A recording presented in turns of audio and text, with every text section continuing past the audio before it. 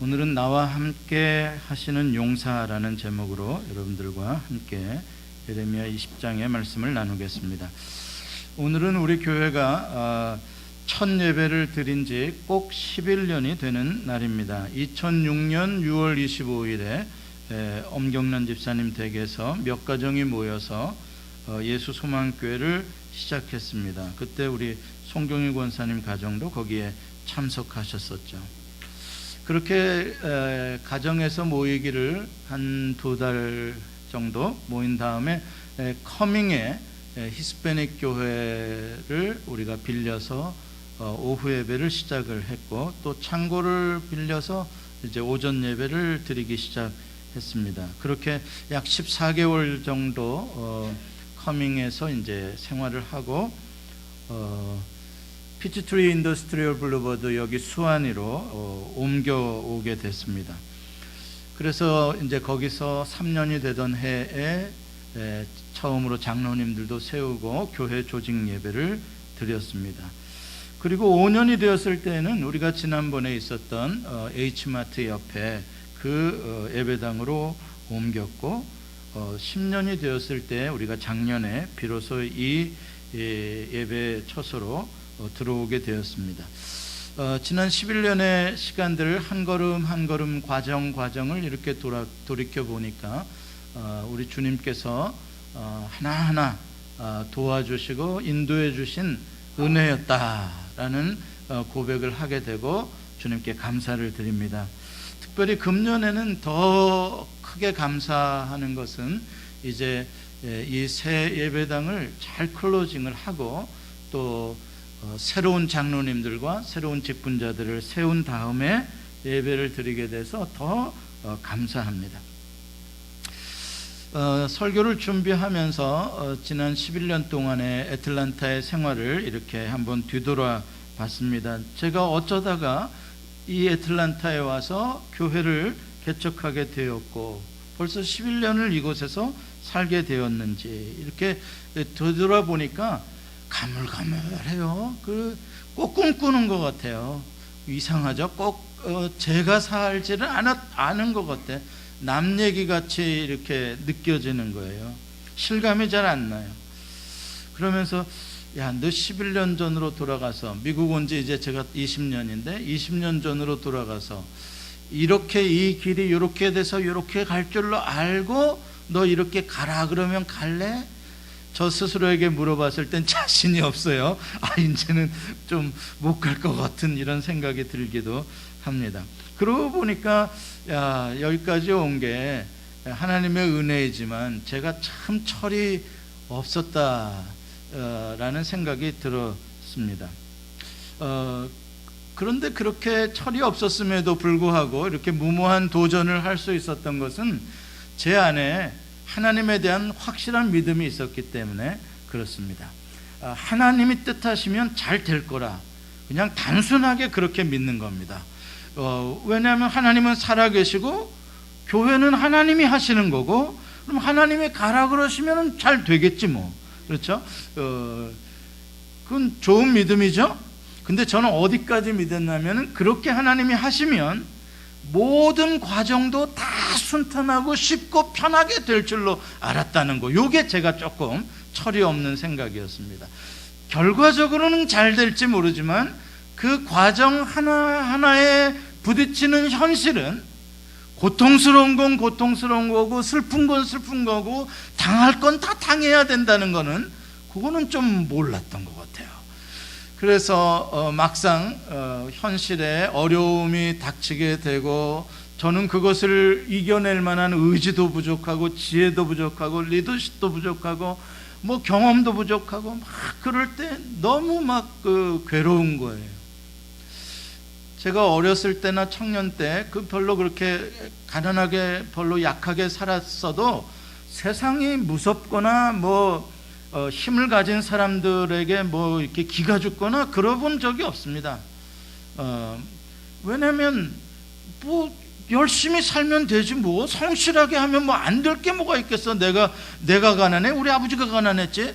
그러면서 사실 살았고 이렇게 세상 무서운 줄 모르고 열심히 살아왔습니다. 그런데 나이 50이 넘어가면서 머리는 희끗희끗해져 가는데 세상이 점점 무서워지고 교회는 개척은 해놨는데 이건 자신은 없어지고 그만둘 수도 없고 갈 수도 없고 막 이렇게 막 이런 게 밀려오는 거예요. 막 못하겠는 거예요. 막 어떻게 해야 될지 모르겠는 거예요. 뭐 왜 이렇게 못하냐, 뭐가 문제다 막 그러는데 이걸 어떻게 해결해야 될지도 모르겠는 거예요. 날마다 누가 조롱하는 소리, 모욕하는 소리, 목사님 누가 이런 답디다, 누가 저런 답디다 막 계속 그러는데 야 이거 나만 빠져주면은 좋은 목사 오면은 더 잘할 것 같고 막 별 생각이 다 드는 거예요. 어느 때는 너무 힘들어가지고 막 너무 기가 죽고 초라해지니까는 이 강대상에 서는 게 막 진짜 막 떨리고 자신이 없는 거예요. 성도들 얼굴을 못 보겠는 거야. 막 겁이 나가지고 그래서 그냥 그만두고 어디로 그냥 갈까 하는 그러한 극단적인 생각까지도 사실 한 적이 있었습니다. 그런데 어쩌다 저쩌다 버티다 보니까는 여기까지 이렇게 오게 됐는데 가만히 제가 돌이켜 보니까 아니다, 내가 그냥 이러지도 저러지도 못하고 어쩌다 보니까 여기까지 온 게 아니라 저와 함께 계시는 용사가 계셨구나. 그 용사가 저를 붙잡아 주시고 그 용사가 대신 싸워 주시고 그 용사가 일으켜 주셨기에 올 수 있었구나 라는 고백을 하게 됩니다. 저의 이러한 좀 힘들었다 11년의 생활이 이런 게 하는 거는 지금 에레미야 앞에서는 번데기 앞에 주름 잡는 거고, 에레미야 앞에서 제가 이런 소리 하면은 이건 진짜 어리광 부리는 겁니다. 지금 에레미야는 훨씬 더 심각한 상태에 있는 것을 보게 됩니다. 에레미야가 얼마나 심각한 상황에 있는가 9절 말씀에 보면 내가 다시는 여호와를 선포하지 아니하며 그 이름으로 말하지 아니하리라. 얼마나 기가 질렸으면, 얼마나 신물이 났으면 다시는 선지자 노릇 내가 하지 않고 아예 여호와 이름, 여호와 말씀 내 입에서 꺼내지도 않겠다 결심을 하는 거예요. 왜 그렇게 에레미야가 좌절하고 왜 그렇게 에레미야가 여호와 선지자 노릇을 안 하겠다라고 말을 할까요? 8절과 7절 후반절에 보면 그 이유가 나와요. 7절 후반절에 보면 이런 표현이 나와요. 내가 조롱거리가 되니 사람마다 종일토록 나를 조롱하나이다. 18절 후반절에도 보면 내가 종일토록 치욕과 모욕거리가 됨이니이다. 사람들로부터 하루 종일 조롱 모욕을 당하는 거예요.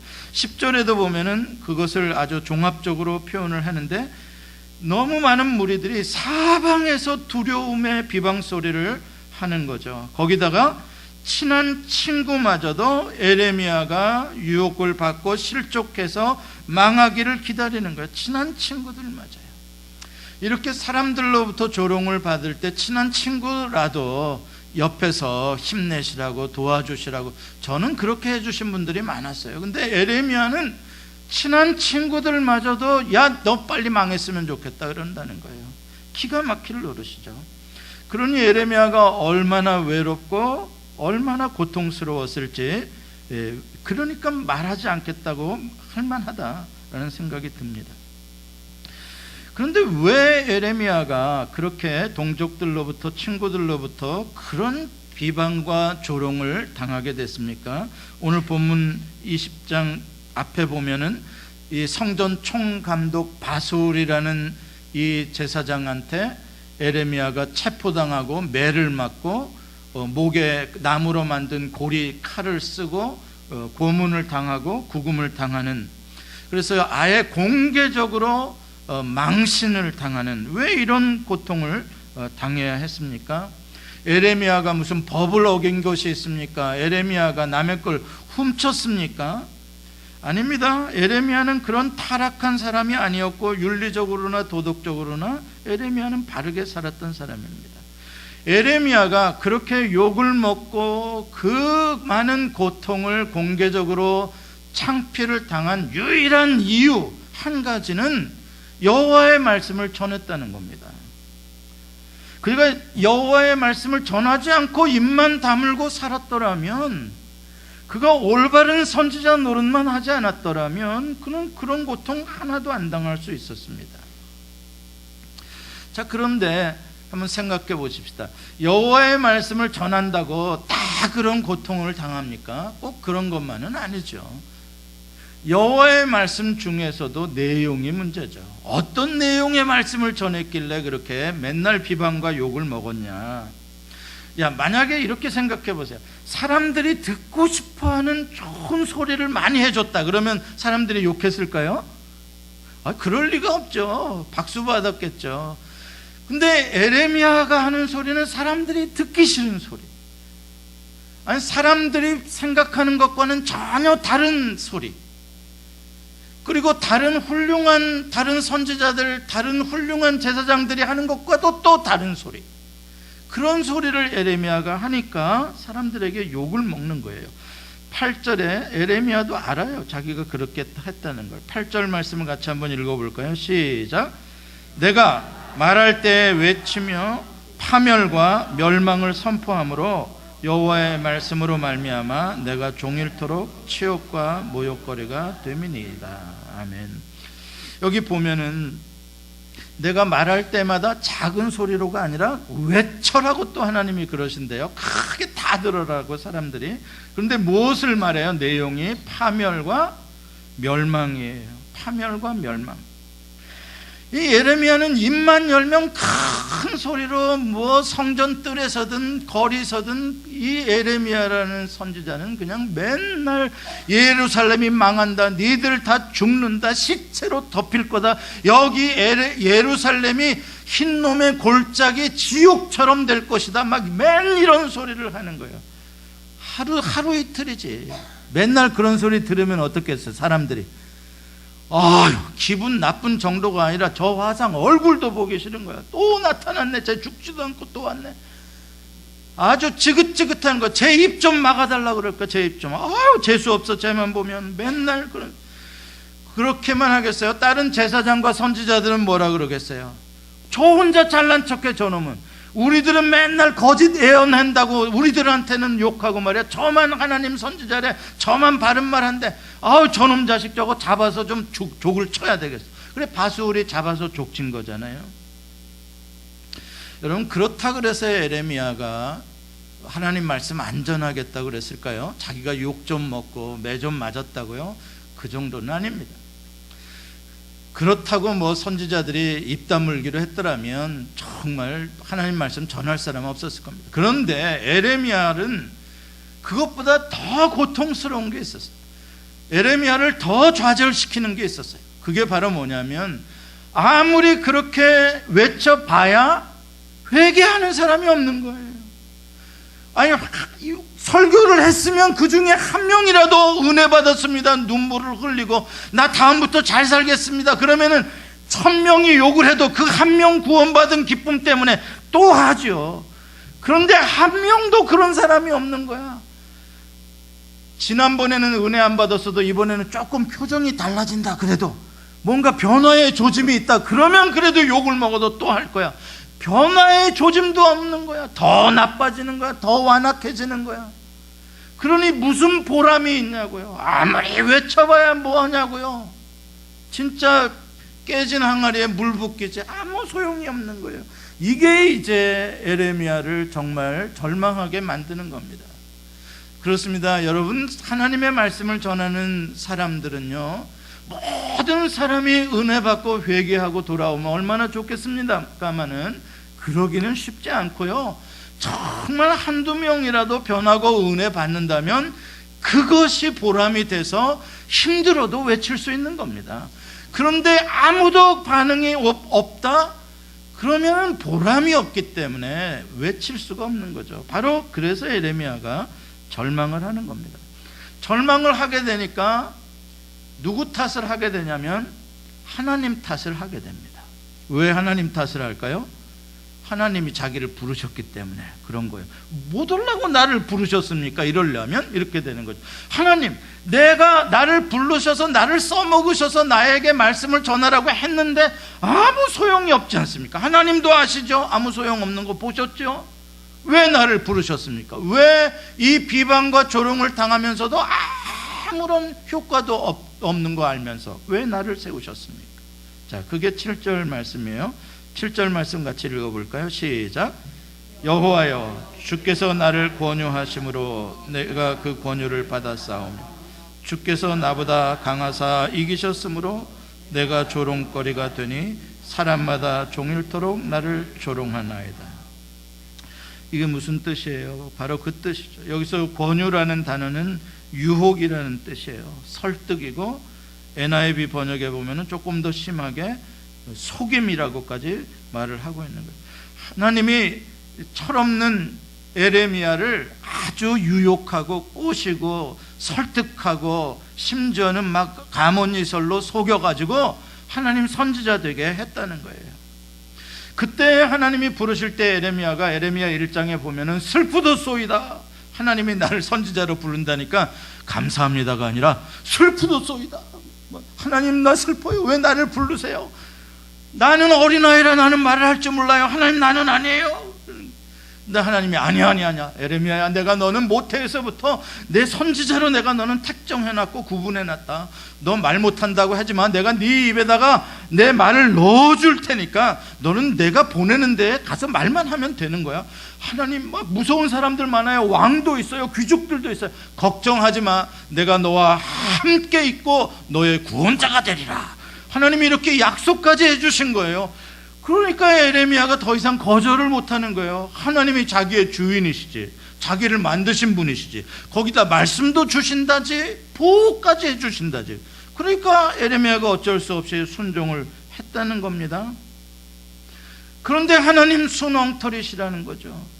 왜 엉터리냐? 두 가지 이유를 말하고 있어요.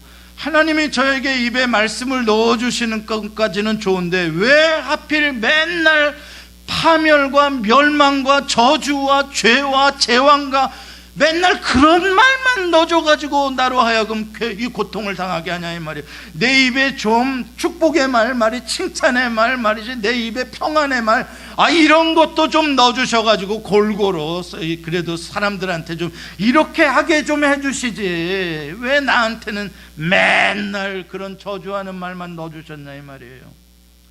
두 번째 이유, 하나님 나와 함께 하시면 나의 구원자가 되게 하시다고 말씀하셨죠. 하나님 내가 바수울한테 체포당하고 사람들 앞에서 벌거벗김을 당하고 매질을 당하고 내가 착고에 채우고 이거 할 때 하나님 뭘 날 도와주신 게 있으세요?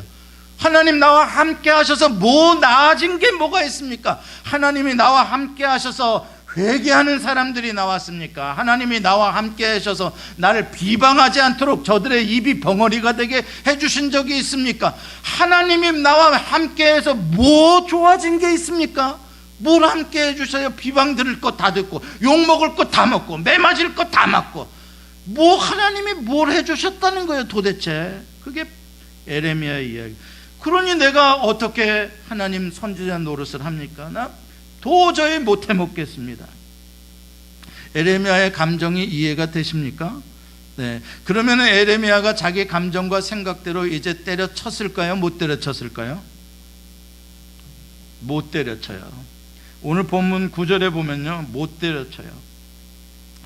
그렇게 생각을 하니까 야 그만 때려쳐야 되겠다 이렇게 생각하니까 그럼 때려치면 홀가분하고 때려치면 욕 안 먹으니까 살 것 같았는데 막상 그렇게 결심을 하고 보니까 더 미치겠는 거라.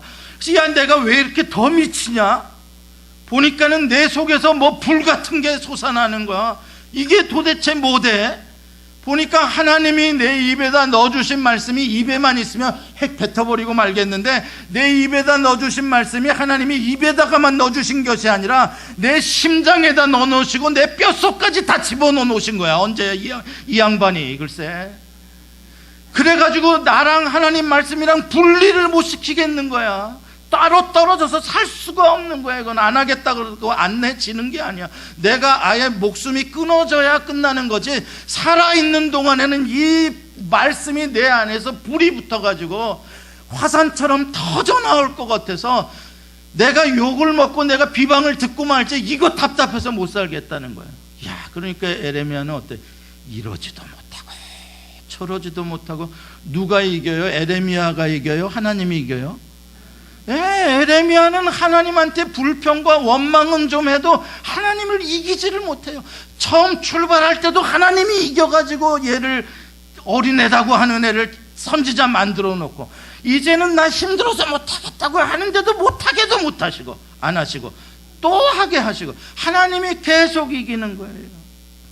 하나님께서 에레미야에게 넣어주셨던 그 하나님의 말씀이 에레미야를 정복해버리고 다스려버리고 에레미야의 인생을 끌고 가는 거예요. 할렐루야. 여러분, 이게 복인 줄 믿습니다. 베드로도요, 예수님 모른다고 부인하고 그랬을 때 나중에 예수님이 바닷가를 해서 갈릴리 바닷가에서 3번 베드로에게 네가 나를 사랑하시냐 하면서 나중에 뭐라고 말씀하세요? 네가 젊어서는 네가 원하는 곳으로 갔으나 나중에는 사람들이 띠를 띠고 그들이 원하는 곳으로 너를 데려가리라 이야기하잖아요. 무슨 말이에요? 네 뜻대로, 네 감정대로, 네 생각대로 안 사라질 거다. 사명자의 삶이라는 거는 그런 거요. 사명자의 삶이란 그런 거예요. 주님이 그렇게 말씀하십니다. 예, 그게 안 돼요. 그러니까 이러지도 못하고 저러지도 못하는 상황에서 에레미야는 무슨 생각을 했냐면은 죽자. 이러느니 차라리 그냥 죽자. 이렇게 생각을 해요. 그게 어디에 나오냐면 제가 은혜가 안 될까 봐 안 읽었는데 사실 14절부터 나와요. 14절부터 18절까지 내동 하나님을 찬양하라 뭐 이렇게 구원하셨음이니라 막 이렇게 하다가 갑자기 13절에서 14절로 가면은 내 출생한 날을 저주합니다 이러고서는 나와요 또. 그러니까 이게 도저히 해석이 안 돼 갑자기. 그래서 제가 안 읽었는데 14절부터 보면은 내가 엄마 뱃속에서 차라리 지워졌더라면, 유산을 당했더라면 내가 얼마나 좋았을까. 이건 무슨 말하냐면 죽고 싶다는 거예요. 근데 죽을 수도 있어요? 못 죽어요? 못 죽어요. 죽고 싶어도 못 죽어요. 왜 못 죽어요? 하나님의 말씀이 이기니까 못 죽어요. 참, 그것이 은혜인 줄 믿습니다. 자, 근데 만약에 그렇다면 야, 죽지도 못하고 살지도 못하고 선지자도 하지도 못하고 안 하지도 못하고 그런 상태에서 에레미야가 끝나버리면 에레미야는 행복한 사람입니까? 불행한 사람입니까? 실패한 선지자입니까? 승리한 선지자입니까? 실패한 선지자죠. 뭐 실패했지, 거기다 자기도 불행하지, 다른 사람들도 불행하게 하지, 뭐 제대로 한 게 뭐가 있어요? 여기서 이러고서는 끝나버린다면. 그러나 놀라운 것은 그게 끝이 아니라는 사실이에요. 10절에서 11절로 넘어가는데 11절부터 13절의 말씀이 오늘의 복음이에요. 에레미야가 이 막장에서, 인생의 완전 밑바닥의 막장에서 다시 일어서는 놀라운 고백을 하게 되는 것이 11절 13절의 말씀입니다. 같이 읽어봅니다. 시작. 그러하오나 여호와는 두려운 용사 같으시며 나와 함께 하심으로 박해하는 자들이 넘어지고 이기지 못할 것이오며 그들은 지혜롭게 행하지 못하고 큰 치욕을 당하오리니 그 치욕은 길이 있지 못할 것이니이다. 의인을 시험하사 그 패부와 심장을 보시는 만군의 여호와여, 나의 사정을 주께 아뢰어 사온즉 주께서 그들에게 보복하심을 나에게 보게 하옵소서. 여호와께 노래하라. 너희는 여호와를 찬양하라. 가난한 자의 생명을 행악자의 손에서 구원하셨음이니라. 아멘. 구원하셨음이니라 라는 완료형으로 찬양하고 믿음을 고백하고 있어요. 지금은 고통을 당하고 있고 비방을 당하고 있지만 결국 나와 함께 하시는 용사이신, 두려운 용사이신 하나님께서 모든 나의 대적들로부터 나를 구원하실 것이다. 그래서 여호와를 찬양하고 여호와를 노래하라, 할렐루야, 이렇게 지금 에레미야가 고백을 합니다. 정말 놀라운 반전이 아닐 수가 없습니다. 에레미야가 정말 고통 가운데에 하나님에 대한 불평도 원망도 많았지만 에레미야가 마지막으로 붙잡은 것은 자기의 감정도 아니고 자기의 생각도 아니고 주변의 환경의 다른 사람들도 아니고 에레미야가 마지막 붙잡은 것은 하나님 나의 용사, 하나님의 약속의 말씀을 붙잡았던 것이죠. 지금은 감당할 수 없을 만큼의 조롱과 모욕을 당하고 있지만, 그것이 현실이지만, 그럼에도 불구하고 하나님께서는 여전히 내 곁에서 나를 위하여 싸워주시는 두려운 용사시고 결국은 승리를 주실 것이다 라는 고백을 하는 것입니다. 여러분, 그렇습니다. 이것이 바로 하나님으로부터 말씀을 받은 자들이 살아가는 방식입니다. 스데반처럼 아무리 돌이 날라와도 하나님의 생명의 말씀을 전해야 하는 것입니다. 예수 그리스도께서는 생명의 복음을 이 땅에 전하시려고 하늘의 영광스러운 보좌를 버리시고 이 땅의 더러운 말 구유에서 태어나셨습니다. 예수님께서는 많은 날 굶주림을 당하셨고 광야에서는 많은 사탄의 유혹을 받으시고 사역하실 때에는 많은 조롱과 모욕과 멸시를 당하셨습니다. 예수님이 체포당하시고 순환을 당하실 때에는 침뱉음을 당하시고 많은 사람들 앞에서 공개적으로 모욕과 채찍질을 받으셨습니다. 그러나 예수님께서 마지막까지 붙잡으신 것, 그것은 하나님의 뜻과 하나님의 말씀이었습니다. 겟세마네 동산에서 땀방울이 빗방울이 되도록 고뇌하며 갈등하며 그것을 피하고 싶었던 예수님의 감정, 그러나 예수님은 자기의 감정을 쫓아간 것이 아니라 나의 원대로 마옵시고 아버지의 뜻대로 되기를 원하나이다. 결국 아버지의 뜻을 선택하시고 엘리 엘리 라마 사박다니 나의 하나님 어찌하여 나를 버리시나이까 라는 깊은 막장의 수렁의 고통을 맛보시면서도 그러나 이것이 아버지의 뜻을 이루는 길이라면 기꺼이 가겠다. 결국 주님은 다 이루었다라는 말씀과 함께 아버지 손에 품에 안기셨습니다. 여러분, 이것이 바로 하나님으로부터 말씀을 받아 이 땅에 생명을 구해내는 사명을 감당할 사람들이 걸어가는 길입니다. 그것이 예수님이 걸어갔던 십자가의 길을 걷는 것입니다. 저 오늘 분명히 예수님과 십자가 이야기 그래도 한번 했습니다. 어제 어떤 분이 저에게 와서 염장을 지르는 소리를 해요. 목사님, 우리 교회를 나간 누구누구 있죠? 아시죠? 그러더라고요. 그래 잘 신앙생활 하지 그랬더니 그 사람 지금도 목사님 욕을 해요. 그제도 만났는데 박 목사는 예수도 없고 복음도 없고 십자가도 없다고 그런 데서 어떻게 신앙생활 하냐고 지금도 그래요. 그 소리를 듣고 어제 설교 준비를 하려니까 계속 맴들어요. 그 소리가. 그래서 오늘 십자가 이 얘기 내가 꼭 한다. 내가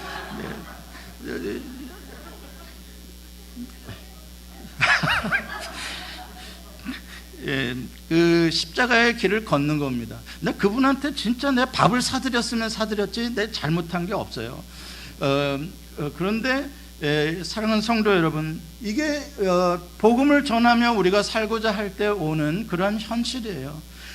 장차 우리에게는 영광과 승리가 올 것입니다만은 그러나 현실에서는 고난이 오는 것입니다. 사도 바울도 그것을 잘 알고 로마서에 이렇게 고백의 말을 합니다. 선포죠. 같이 한번 읽어볼까요?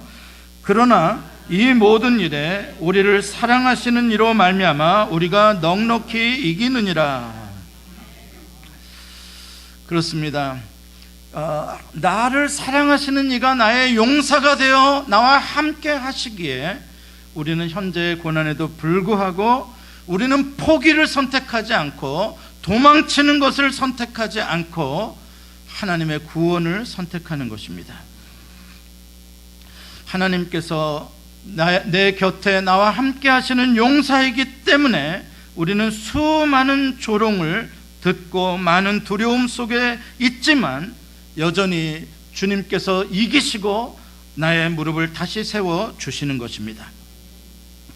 사랑하는 성도 여러분, 여러분들도 예수만 교회 신앙생활 하면서 여기까지 또 함께 이 영적인 전쟁을 하면서 고생 많으셨고 중간에는 그만두고 싶기도 하고 도망치기도 하고 싶었던 시절이 많이 있었을지도 모릅니다.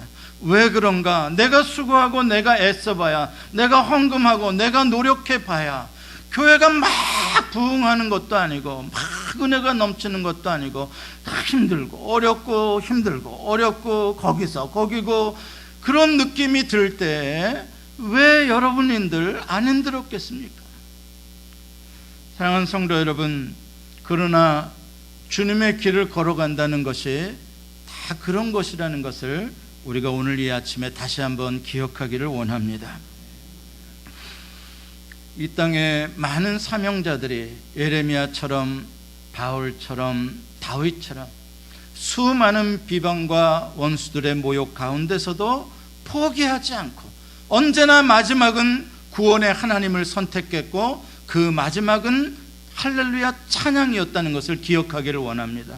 우리도 그렇습니다. 속상할 수 있습니다. 원망과 불평과 두려움 속에 어떻게 해야 될지를 모르는 순간들이 있을 수 있습니다.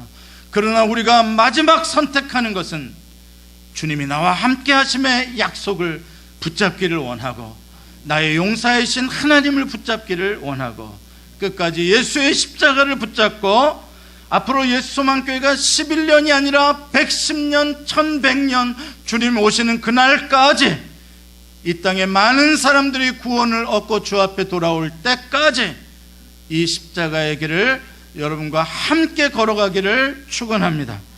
기도하시겠습니다.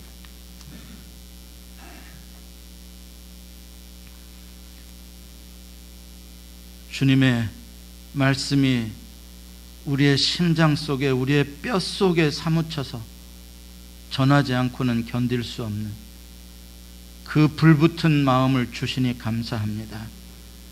비록 그것 때문에 고통스럽지만 그러나 그것이 생명을 살리는 일이기에 주님께서 그동안 붙잡아 주신 그 은혜와 도움이시기에 여기까지 올 수 있었음에 감사를 드리며 예수 소망 오직 주님만이 소망이요 생명 이 복음을 주님 오시는 그날까지 이 땅에서 증거하며 전하는 교회로 삼아 주시옵소서. 어떠한 사탄의 공격과 핍박에도 좌절하지 않게 하시고 무릎 꿇지 않게 하시고 오히려 더 용감하게 전진하는 예수 소망의 공동체 용사들이 되게 해 주시옵소서. 예수님의 이름으로 기도합니다. 아멘.